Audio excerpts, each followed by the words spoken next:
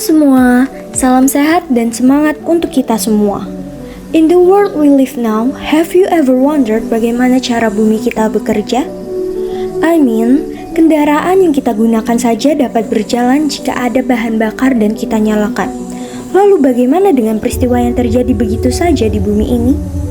Kalau bukan kita sebagai pelakunya, then who? Disinilah kimia take their role. Contohnya peristiwa gunung meletus yang akan kita bahas mengenai judul investigasi analisis fenomena gunung meletus dan implikasinya dalam reaksi kimia dasar. Mari kita mulai dengan pembahasan pertama, yaitu desain penelitian. Dalam penelitian ini, desain penelitian yang digunakan adalah metode eksperimen dengan pendekatan kualitatif. Metode eksperimen dipilih untuk melakukan simulasi gunung meletus dengan menggunakan campuran cuka dan soda kue. Eksperimen ini bertujuan untuk mengamati reaksi kimia yang terjadi dan efek visual yang dihasilkan, yang dapat menggambarkan fenomena gunung meletus dalam skala kecil. Proses ini melibatkan pengamatan langsung terhadap perubahan yang terjadi selama reaksi, sehingga memberikan bayangan pada fenomena sebenarnya.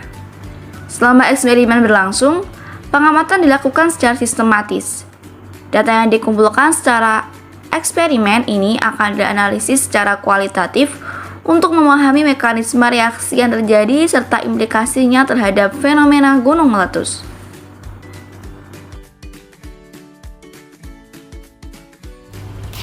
Nah, berdasarkan simulasi gunung meletus yang telah dilakukan dengan mencampurkan cuka atau asam asetat dengan baking soda atau natrium bikarbonat di dalam miniatur berbahan botol plastik 19,5 cm, larutan menghasilkan gelembung yang menyerupai peristiwa gunung meletus.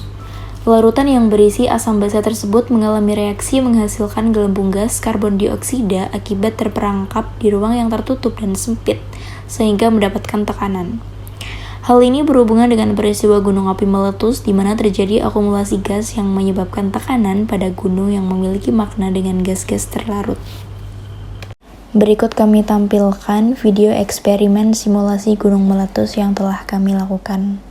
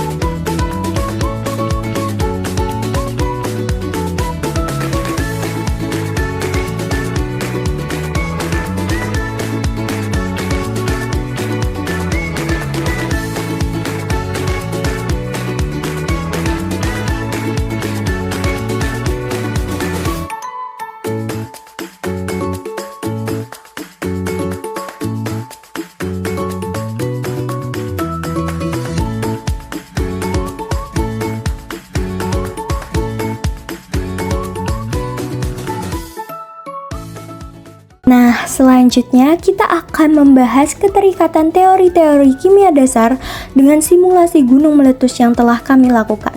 Yang pertama, terdapat reaksi asam basa, di mana eksperimen simulasi gunung meletus melibatkan reaksi asam basa, di mana cuka atau asam asetat yang bersifat asam bereaksi dengan soda kue atau natrium bikarbonat yang bersifat basa, menghasilkan natrium asetat, air, dan juga gas karbon dioksida. Reaksi tersebut dapat kita lihat bersama pada persamaan yang tertera di layar, yakni CH3COOH bereaksi dengan NaHCO3 menghasilkan CH3COONa ditambah H2O dan juga CO2.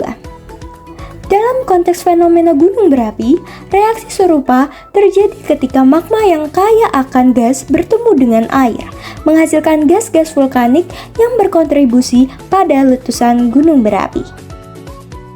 Kemudian, reaksi kimia yang terjadi mencerminkan interaksi antara bahan kimia dengan lingkungan sekitar.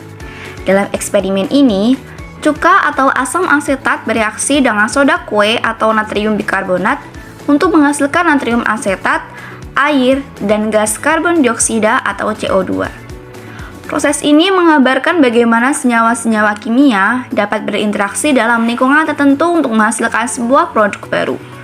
Dalam konteks gunung berapi, reaksi serupa terjadi di dalam magma, di mana gas-gas terlarut dapat menyebabkan letusan saat tekanan meningkat.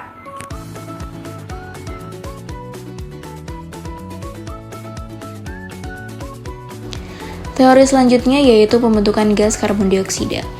Pembentukan gas karbon dioksida selama eksperimen memberikan gambaran tentang peran gas-gas vulkanik dalam proses erupsi gunung berapi. Gas karbon dioksida yang dihasilkan dari reaksi ini menciptakan tekanan di dalam botol, mirip dengan bagaimana gas-gas yang terperangkap dalam magma dapat meningkatkan tekanan sebelum letusan. Ketika tekanan ini mencapai titik kritis, gas akan mencari jalan keluar, menghasilkan letusan yang terlihat. Teori berikutnya merupakan viskositas. Viskositas merupakan ukuran ketahanan suatu fluida terhadap aliran dan deformasi. Dalam simulasi ini, viskositas larutan cuka dan soda kue dapat mempengaruhi bagaimana gelembung gas yang dihasilkan mengalir. Ketika gas CO2 terbentuk, tekanan di dalam botol meningkat dan viskositas larutan akan berpengaruh pada kecepatan aliran gas dan cairan keluar dari botol. Dalam konteks gunung berapi, viskositas merujuk pada kekentalan magma, di mana viskositas magma dipengaruhi oleh beberapa faktor, seperti komposisi kimia, suhu, dan kandungan gas. Magma dengan viskositas tinggi dan lava yang kental cenderung menghasilkan letusan yang eksplosif, sementara magma dengan viskositas rendah dan lava yang cair memungkinkan aliran lava menjadi lebih tenang.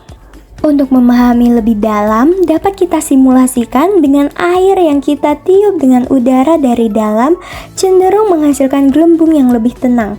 Sedangkan milkshake yang memiliki konsentrasi lebih kental, jika kita tiup dengan udara dari dalam cenderung menghasilkan letusan-letusan yang cukup eksplosif dan juga bercipratan dengan kencang.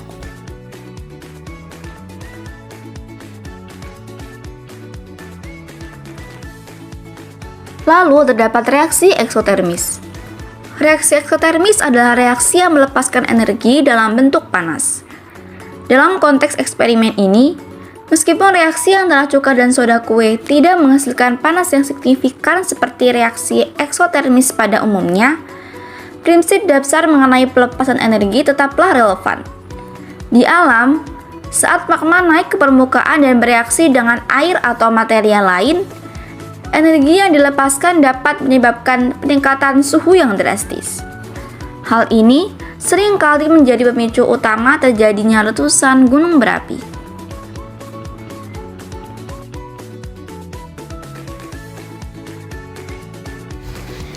Memasuki teori terakhir yaitu pembentukan mineral. Pembentukan mineral adalah proses di mana unsur-unsur kimia bergabung untuk membentuk struktur padat yang teratur. Dalam konteks gunung berapi, mineral-mineral seperti obsidian dan piroksen terbentuk dari pendinginan magma yang cepat setelah letusan. Meskipun eksperimen menggunakan cuka dan soda kue tidak menghasilkan mineral secara langsung, prinsip dasar pembentukan mineral tetap berlaku. Ketika magma mendingin, unsur-unsur kimia di dalamnya akan mengkristal membentuk mineral baru. Nah teman-teman, so now you know what happened on our Earth. Bumi yang kita tinggali ini ternyata punya 1000 mekanisme dan peristiwa yang sangat kompleks dan indah melibatkan proses kimia di dalamnya. Every little things you learn can bring a big impact for our Earth and future, so take a step and be a part of sustainable environment for a better generation.